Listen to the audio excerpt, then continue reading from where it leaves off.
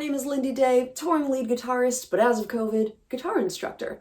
I teach 60-second lessons on TikTok and Instagram. This is a dexterity exercise. It's only 4 chords, and included in this lesson is the Elmore pedal. This is a pedal to aid in learning. You can actually rewind, slow down, and speed up songs, which is cool, all with the tap of your foot. Here's the 4 chords in this dexterity exercise. You start with a D major, nothing too spicy just yet. Then you go to a chord called G suspended 2 over F. Looks and sounds like this. And here's how you build this chord. Middle finger hits 3rd fret of the D. Index finger hits 2nd fret of the G. Ring finger, 3rd fret of the B. And then pinky, 3rd fret of the high E. Let's just look at the transition between the D and the G sus2 over F. That could be song lyrics. G sus2 over F. Okay, focus. D chord, right? Nothing too spicy, all good. Here's what I want you to do next. If you've noticed, these 2 fingers, or these 2 notes, are the same in both of these chords. You don't actually have to move them between this transition, and that's the key. How you start this goes like this. You take your D chord, take your middle finger, flip it over to 3rd fret of the D string. Don't move the other 2 fingers. So just for a second, I want you to sit here. Kinesthetic learning means you learn by doing the motion, and I want you to literally do that motion. Don't worry about the pinky for now. Just take the middle finger, flip it over to 3rd fret of the D, and go ahead, play this chord while we're here. It's not the full chord, but play it while we're here. Back to the D, just for a minute. Bounce back and forth.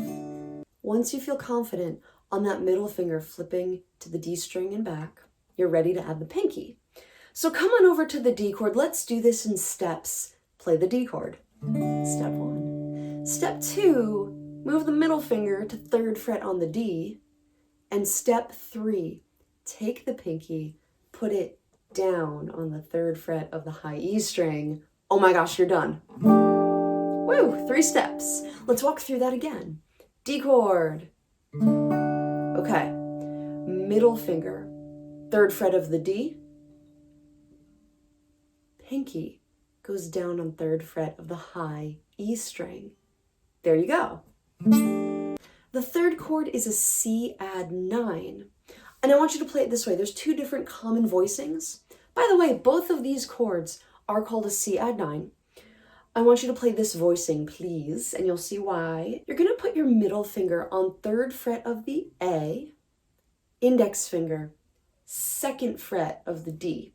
You do play the open E string, and then ring finger, and it has to be the ring finger, is going to play the 3rd fret on the B string. Here's what it's going to sound like. By the way, you are playing the open E string. Now here's what it's going to sound like. And because this is a dexterity exercise, I'd like you to play it the way it's written. You may be familiar with this way of the C add 9, or your preferred way of playing C add 9 might actually be this way. For this exercise, I do want you to play it this way. And remember, an excellent guitarist can do multiple things well. So even if this is your preferred way of playing the C add 9 chord, be an excellent guitarist. Learn how to play both ways and get familiar with both of them. The 4th chord is a G major chord, but I'm altering it just a little bit. We're not playing the high E string. That's it. We're muting that string. So here's what this is going to look like. Middle finger, 3rd fret of the 3rd fret of the low E string, that note. Index finger, 2nd fret of the A, open D string, open G string. Here we go. Slightly different.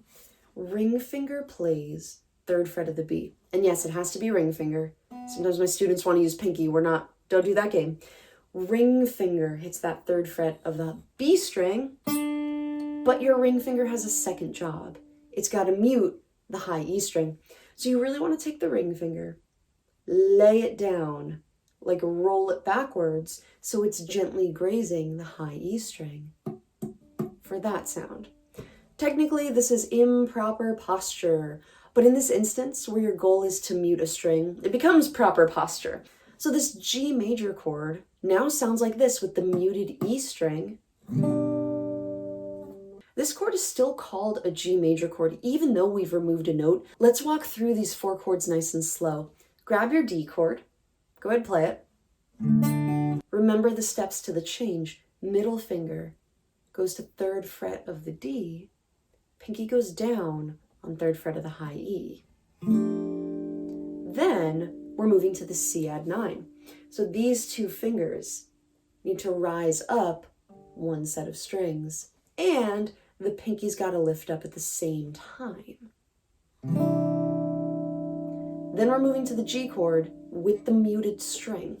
Let's take these 2 fingers, lift them up 1 set of strings again, then the ring finger's going to do the rolly to mute that string. Let's walk through that again just a little bit faster. D chord. Middle finger moves, pinky goes down. These 2 fingers raise up 1 set of strings, pinky comes up. So get your G chord set up. Go ahead and mute the string. Yeah, now you're starting to get the hang of it. I want to show you why this G chord has a muted string.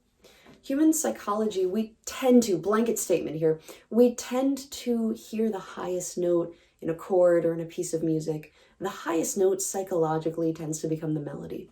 Not always true, general rule of thumb.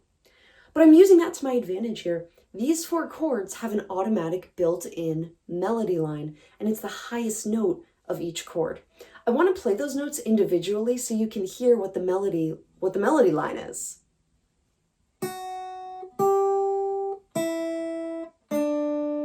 And if I play all those chords really fast, you'll actually hear that. Take a listen.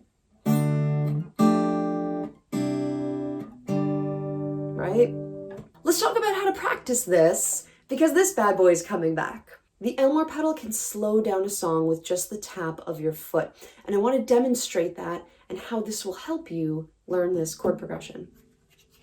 In the beginning of this video, I played this chord progression at 110 beats per minute. If 110 beats per minute is too fast for you, you can actually slow the beginning down to a point where it works for you. It might look like this. Tap the pedal twice to slow the song.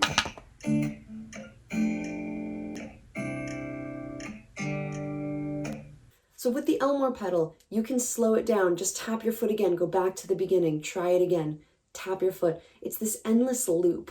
Those who are kinesthetic learners need to keep their hands on the guitar, or learn better when their hands are on the guitar for the full practice session. The Elmore pedal will support you in that. The Elmore is a great company focused on learning. The PDFs are for free at my blog, link is below. I teach 60-second lessons on Instagram and TikTok. Hit the bell, hit the follow, please subscribe, and if you have a lesson request, leave it in the comments below.